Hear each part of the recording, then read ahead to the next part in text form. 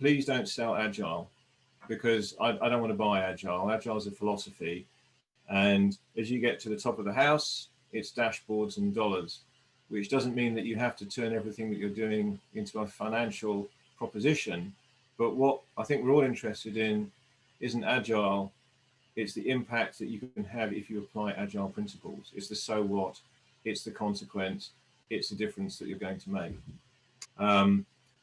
Similarly, don't sell me an elitist view of what a community is or thinks or that kind of doctrine.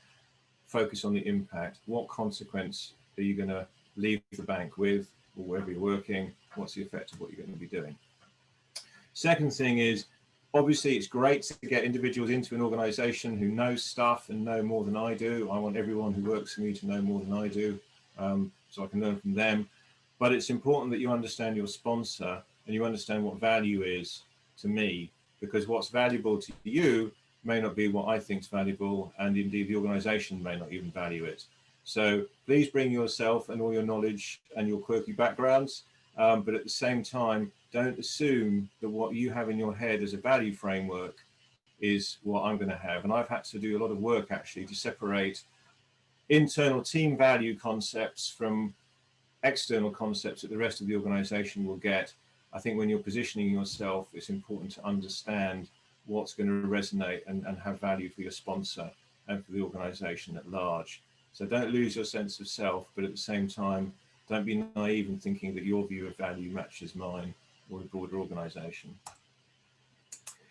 Then if we take those two ideas, I would expect pretty much anyone in the coaching profession to insist on the terms of engagement. This probably applies more if you're a contractor or a consultant, but even if you're a permanent member of staff, you want to have something to show at the end of the year. So what's the mutual understanding of what good's going to look like? I think that's really important. And I've worked with Agile coaches who just didn't do that. They turned up and they started helping people.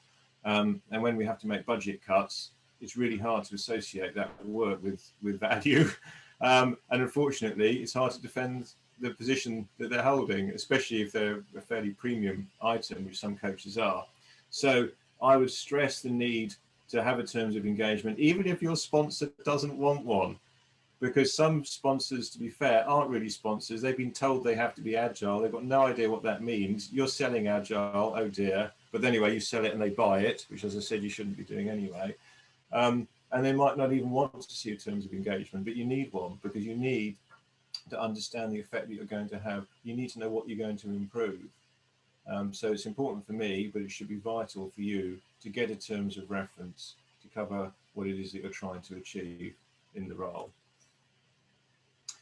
And in that terms of reference, I'm fairly data driven, and this happens as you scale up through your career and you end up dealing with hundreds and then thousands of people. I think it's 4,058 software engineers in the bank.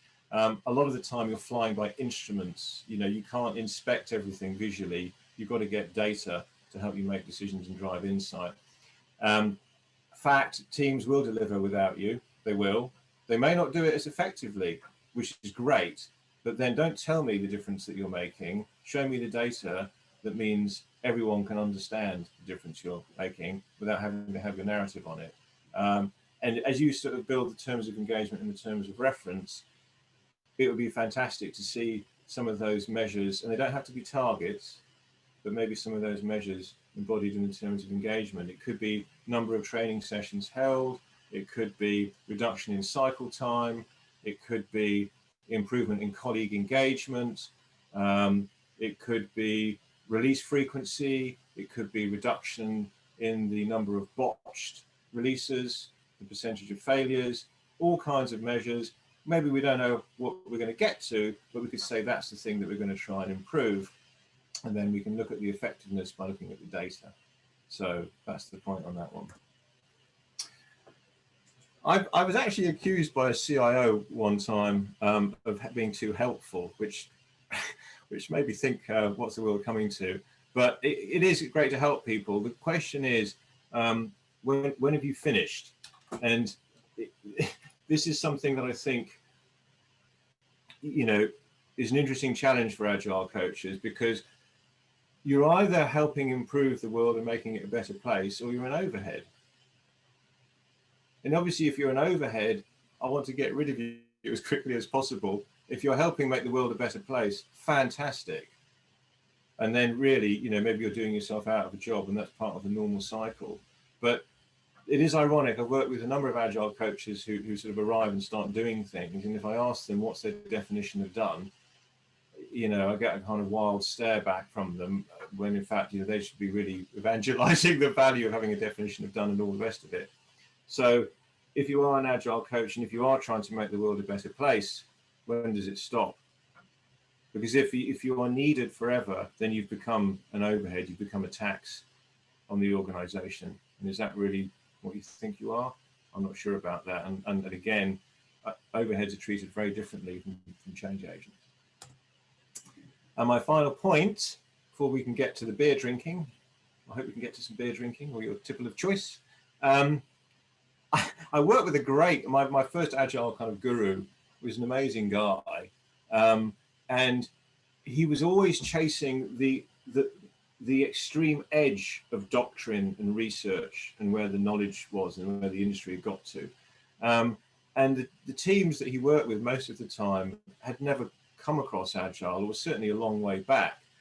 I don't think the world needs any more techniques. I know a bit like software developers who want to add more features all the time. When a new technique comes out, we want to try it out, right? We want to see what can we do with it and how can we learn and keep learning. But the world's got enough techniques. It's not about the latest technique. It's not about trying the latest thing out. Experiments are fine, but keep it simple. Because in most organizations of the kind that I work in, the large legacy organizations, the maturity level is very low when it comes to agile. And people are frightened of change, really, quite resistant to change. Keep it simple. Keep it really, really, really simple. And don't get lured in by the most advanced technique or the latest fad in terms of agile and lean. So simple always wins.